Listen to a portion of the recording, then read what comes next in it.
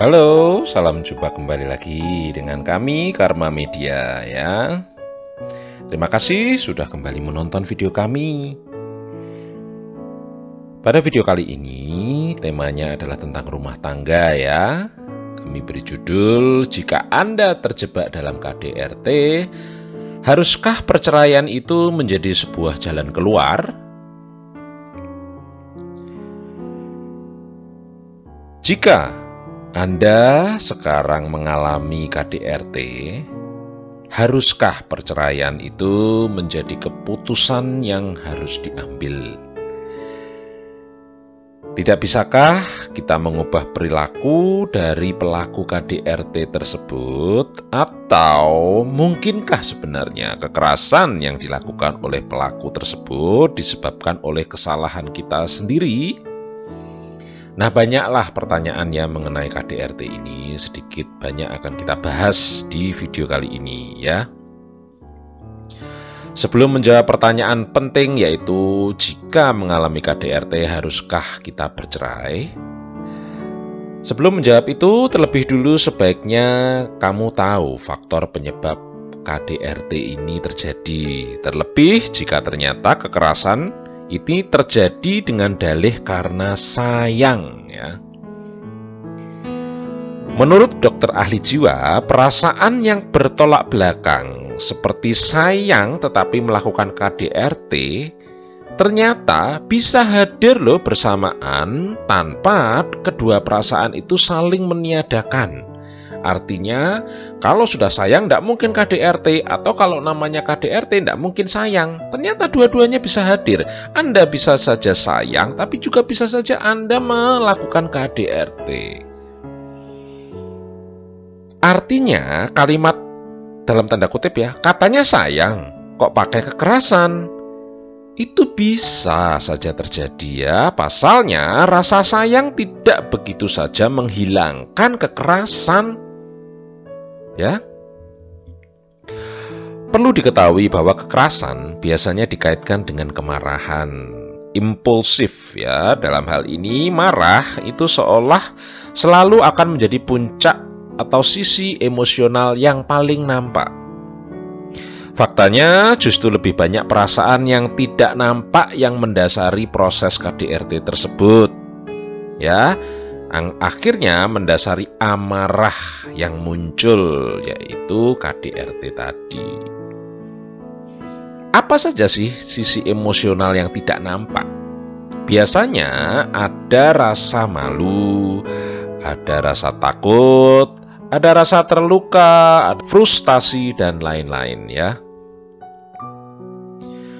Hampir sebagian besar kekerasan muncul karena perasaan-perasaan rapuh yang sebenarnya dimiliki oleh pelakunya, yaitu pelaku KDRT tersebut. Oleh karena itu, tidak bisa sepenuhnya dibenarkan ya jika kekerasan itu dianggap sebagai hubungan sebab akibat dari perbuatan orang lain. Ya, bisa saja memang dari dalam diri orang tersebut, tidak selalu karena orang lain. Oke? Nah, yang Anda perlu ketahui, KDRT ini yang dinamakan KDRT umumnya bentuk kekerasannya berpola. Ya. Setelah memahami faktor penyebab KDRT, perlu diketahui pula bahwa kekerasan KDRT bisa dilakukan berulang dengan pola yang sama jika itu dilakukan oleh orang yang sama. Sehingga bisa dipelajari polanya seperti apa, ya. Pola kekerasan ini disebut dengan istilah cycle of abuse atau siklus dari kekerasan, siklus KDRT. Apa saja siklusnya? Yang pertama dimulai dari adanya tension building atau konflik ya yang memicu ketegangan antar pasangan. Biasanya kondisi ini dipicu oleh rasa cemas. Mungkin kecemasan keuangan, kecemasan masa depan, frustasi, rasa takut kehilangan, rasa takut lain-lainnya, atau bahkan kelelahan dari si pelaku KDRT. Ya. Setelah puncaknya, maka terjadilah tindakan kekerasan atau insiden yang terjadi. Jadi KDRT ini tidak sebatas kekerasan fisik ya, tetapi juga kekerasan verbal dan kekerasan mental yang dilakukan oleh pelakunya kepada pasangannya. Ya, ingat ya, KDRT tidak melulu selalu fisik, tetapi juga verbal dan mental ya. Pola KDRT ini yang ketiga berlanjut dengan fase honeymoon. Kenapa kok namanya honeymoon?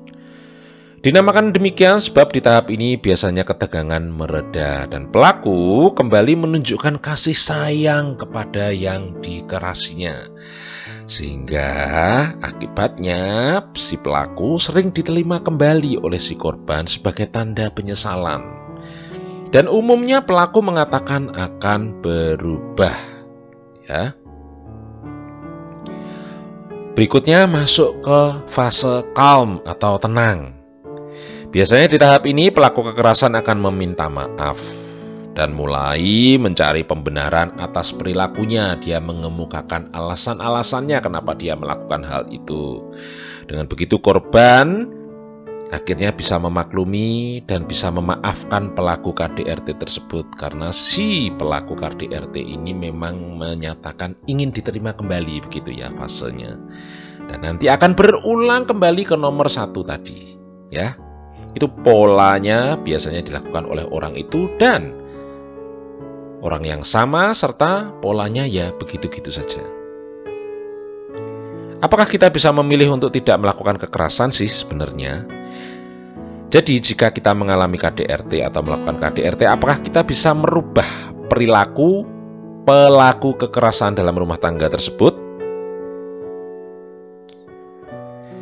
Mungkin banyak di antara kita yang merasa perilaku kekerasan bisa dirubah, begitu kan ya? Padahal yang terpenting dalam hal ini sebenarnya adalah apakah yang melakukan kekerasan tersebut sadar bahwa dia itu sedang bermasalah. Dan apakah memang dia sudah berusaha berubah tetapi tidak bisa berubah?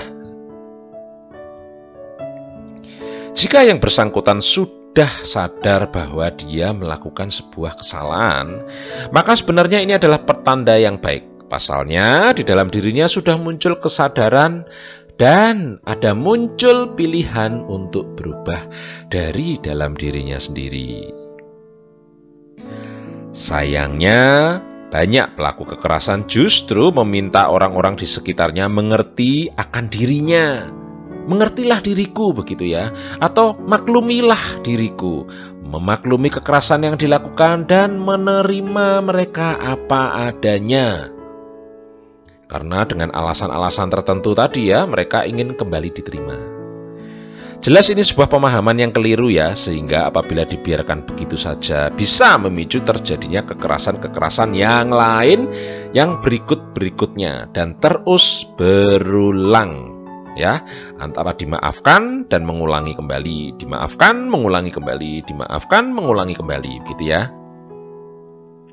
Perlu diingat bahwa pelaku kekerasan ini sebenarnya bisa berubah, bisa. Karena pada dasarnya manusia itu memiliki kapasitas untuk berproses jika memang mau berproses. Yang perlu diingat yaitu keinginan dari dalam diri orang tersebut dan tanggung jawab untuk berubah harus datang dari dalam diri orang tersebut ya. Jadi apakah jika kita mengalami KDRT, perceraian itu adalah pilihan yang terbaik? Jika iya, mengapa begitu banyak orang yang terjebak dalam KDRT masih sulit keluar dari hubungan yang abusive tersebut? Mengapa orang sudah dipukul-pukul tapi tetap saja dia mencintai dan tidak bisa keluar dari toxic relationship tersebut? Jadi pada dasarnya KDRT bukan lagi hal yang baru ya memang di lingkungan kita, tetapi budaya yang ada di negara kita justru tampak seperti menormalisasi KDRT atau kekerasan tersebut, yang biasanya korbannya adalah perempuan ya. Di sisi lain, ketika mendapat tindak kekerasan fisik dan mental atau verbal dari pasangan, biasanya korban akan kehilangan harga dirinya dan merasa rendah diri akibat siksaan verbal juga ya. Ucapan-ucapan yang menghina, ucapan-ucapan yang merendahkan membuat sang korban merasa rendah diri dan tidak berani melapor. Mereka merasa bahwa tidak ada orang lain yang bisa menerimanya selain orang tersebut, selain orang yang melukainya, ya. Dibuat ketergantungan seperti itu, ya. Yang memang akhirnya membuatnya terus bergantung dengan rasa pengakuan atau penerimaan dari pasangannya tersebut. Itu yang menyebabkan susahnya seseorang yang sudah terlibat KDRT untuk keluar dari toxic relationship tersebut, ya. Lebih lanjut, adanya fase honeymoon tadi yang sudah saya jelaskan membuat korban meyakini pelaku kekerasan ini akan berubah karena berubah menjadi sangat cinta, begitu ya. Belum lagi persoalan finansial yang mungkin mendasari atau adanya ancaman-ancaman yang membuat korban akan merasa jika dia keluar dari hubungan abusive ini atau toxic relationship ini, maka kondisinya akan semakin berbahaya dengan diancam oleh si pelaku. Seseorang yang baru saja keluar dari hubungan abusif memang lebih rentan mengalami kekerasan, ya. Bahkan korbannya bisa berpotensi mengalami kekerasan lebih berat dari pasangannya tersebut, ya. Jadi bagaimana dengan pemulihan dari dampak-dampak orang yang sudah mengalami KDRT? Kondisi psikis korban KDRT amat sangat bisa dipulihkan sebenarnya, ya. Akan tetapi ada sejumlah syarat dan ketentuan yang menyertainya. Antara lain, Anda harus memastikan bahwa si korban tersebut memang sudah berada di lingkungan atau memang di lingkungan atau keadaan yang aman, ya. Dan dia juga harus mulai belajar untuk menghargai dan mencintai dirinya kembali dan memiliki hubungan atau relationship yang aman dengan orang lain sehingga dia mulai lagi kembali percaya kepada orang. Hal yang penting diperhatikan agar korban KDRT tidak kembali lagi jatuh ke hubungan yang abusif, ya. Itu sangat-sangat penting bahwa dia harus percaya lagi kepada orang. Pertanyaannya, jika mengalami KDRT, kapan ya Anda itu harus teriak minta pertolongan? Kapan sih? Kamu harus mencari pertolongan saat sudah menunjukkan 3 hal berikut ini dalam hal KDRT, yaitu yang pertama, distress. Artinya kondisi psikis kamu terganggu akibat kekerasan yang dilakukan oleh si pelaku.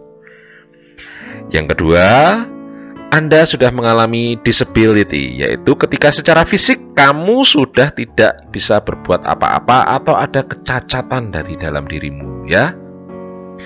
Yang ketiga, sudah memasuki fase danger, adalah kondisi yang paling berbahaya di mana KDRT sudah mengancam keselamatan nyawa Anda, ya. Jadi Anda sudah harus mulai meminta tolong, ya.